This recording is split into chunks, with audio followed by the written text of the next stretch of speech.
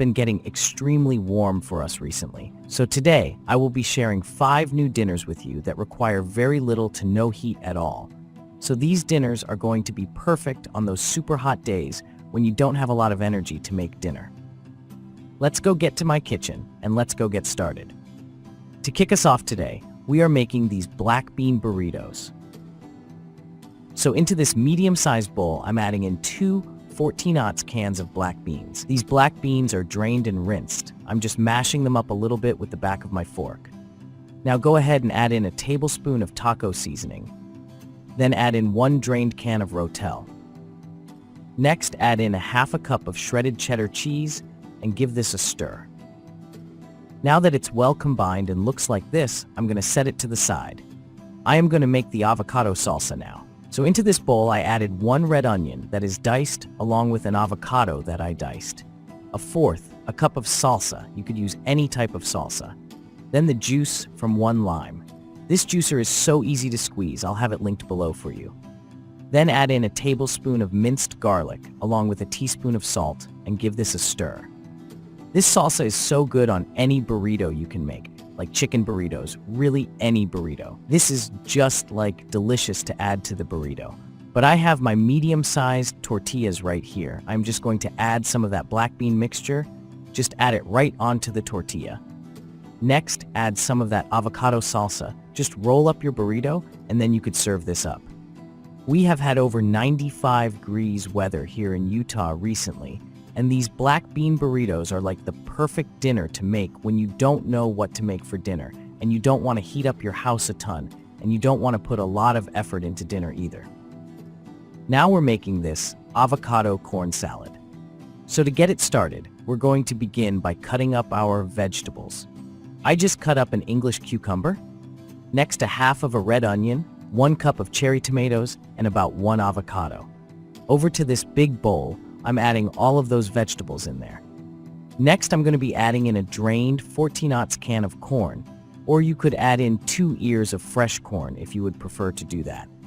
I just had a can of corn on hand that I wanted to use, but this recipe is on page 34 in my cookbook, and it is in the sides and appetizer section. But to make this less of a side and more of like a main dish today, I am actually going to be adding in 2 cups of cooked shredded chicken.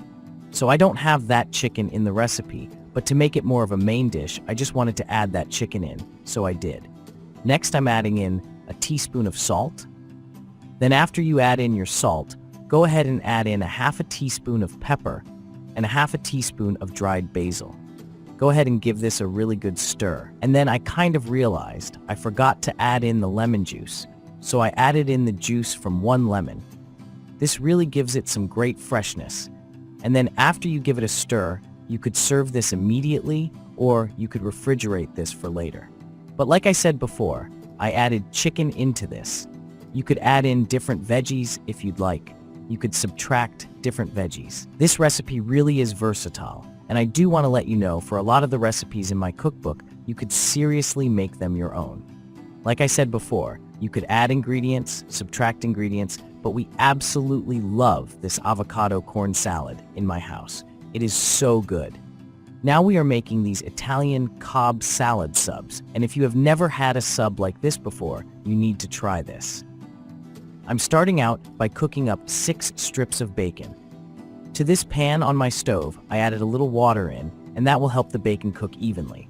Now I'm going to boil up 3 eggs in my Instant Pot, or you could boil up your eggs however you choose to do so. I like to cook them on high pressure for 5 minutes, and then do a 5-minute natural release, and then keep them in cold water for about 5 minutes, and then that will help the shell come off so easily.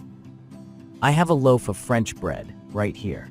I'm just removing some of the excess bread inside, and that will just add more emphasis on what is inside of the bread and not just the big loaf of bread. I really like to do this when I use these big loaves of bread for like subs, and then you can make the bread that you remove into like croutons just by baking it in the oven for a different recipe or a salad. But now I'm brushing on a cup of balsamic vinegar. Just brush it on both sides. And if you're not a balsamic vinegar fan, you don't have to add it. Next, I'm going to be brushing on a cup of Italian dressing. Any Italian dressing will really work well. Next, I'm going to be adding on some iceberg lettuce. I'm just adding it onto one side of the sub. Then I'm going to add on sliced tomatoes. I am seasoning the tomatoes with just a little dash of salt and pepper. That really makes tomatoes taste a lot better, especially if they're not like fresh homegrown tomatoes.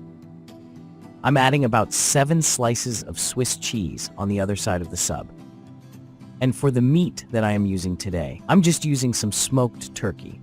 I just place that over the cheese. I'm also going to be using honey ham, but you could use like salami, you could use pepperoni, you could use pastrami. Really anything would work in these subs.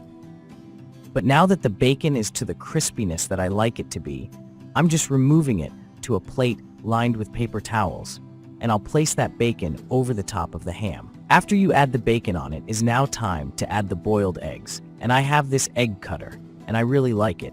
I'll have it linked below for you guys if you don't have one. But I'm just placing the egg slices over the tomato, and I am seasoning the egg with a little dash of salt and pepper. That will make the egg super good. Just place the sandwich together like this, and then slice the sandwich into individual subs, and then you could serve this easy dinner up. Let me tell you, this is not your average, boring, bland sub that you will just get tired of after a couple bites. This has so much crispiness from the bacon. There is so much flavor and like the most perfect textures in this sub. Now we're making these Southwest chicken wraps, and they are next level. I have a sheet pan right here, lined with parchment paper, and I have my crispy chicken tenders. I'm just laying about 7 crispy chicken tenders on my sheet pan, and I'll bake them according to the package instructions. I did like the Tyson brand. I thought these were pretty good. Now that they are out of the oven and cooled down, I am just cutting them into smaller pieces like this. Now I am going to set them to the side. We're working on the Southwest dressing now. So into this bowl, I added in about 1.5 cups of mayonnaise. Next, go ahead and add in 1/2 cup of salsa, followed by 1/2 cup of milk, and then 3 tablespoons of taco seasoning. Then 1 teaspoon of cumin. This makes a lot of Southwest dressing. Give it a good whisk, just like this, until it is well combined. Now to assemble these wraps, I have large burrito-sized tortillas right here. Just place one on a plate, and now I'm sprinkling a little bit of shredded Mexican-style cheese over the top. Place some of your crispy chicken over the cheese. Next, I'm drizzling a little bit of Southwest dressing on the top. You could use however much or however little Southwest dressing you would like. Now add some black beans on, followed by lettuce, corn, and then I'm adding some diced tomatoes. Then roll this up, and you could serve your wraps up. These wraps are so easy to throw together. You could add basically any ingredients you have on hand into these wraps. They are so delicious. And during the warmer months of the year, I absolutely love making wraps for my family, just because they're so simple and so good. Now we're making these ham salad sandwiches. So to get them started, on my cutting board, I'm dicing 1 yellow onion. I'm also slicing 2 ribs of celery. Over to this medium-sized bowl, I'm adding the onion and celery right into the bowl. Next, go ahead and add in 1 pound of diced ham. This is just pre-diced ham. Next, add in 3/4 cup of mayonnaise, followed by 2 tablespoons of relish. This is dill relish, but you could also use sweet relish if you prefer more of like a sweet flavor. Then I added in a tablespoon of yellow mustard, 1/2 teaspoon of salt, and 1/2 teaspoon of pepper. Give this a really good stir, then you could serve this up. Also, so I want to help you out a little bit this summer. So last week I created this ebook with 25 of my favorite no-bake, no-cook recipes. I also made it completely free for you all. I have the link to access it below this video. I just really can't wait for you to see it. We served ours in a hamburger bun with a slice of lettuce and tomato, and then we added a scoop of that ham salad. This is so good. That ham salad filling is like so rich and delicious tasting. It really is good. If you've never made ham salad before, I definitely recommend it. And I made it on a day that was like about 95 degrees outside. So this was the perfect no-cook dinner to make on that hot day. I know some of you guys are even having even warmer weather where you are at. We served this with Funyuns on the side. We haven't had Funyuns in such a long time. I know everybody is going through different things, so from the bottom of my heart, I really hope you're doing okay today, and I'll see you in my next video.